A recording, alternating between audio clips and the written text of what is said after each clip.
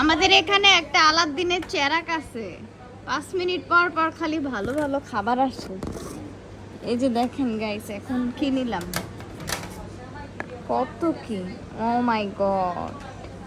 আরো আরেকটু পর ওই দেখেন আরেকটা পেন্ডিং।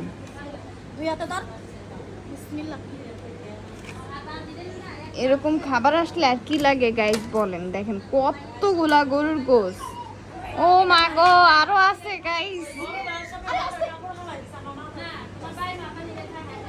এটা ভারী ভারী। ও বাবা, আল্লাহ এত তরকারি কে, আরো আছে, ও মা গো। এরকম শাশুড়ি পাইলে আর কি লাগে।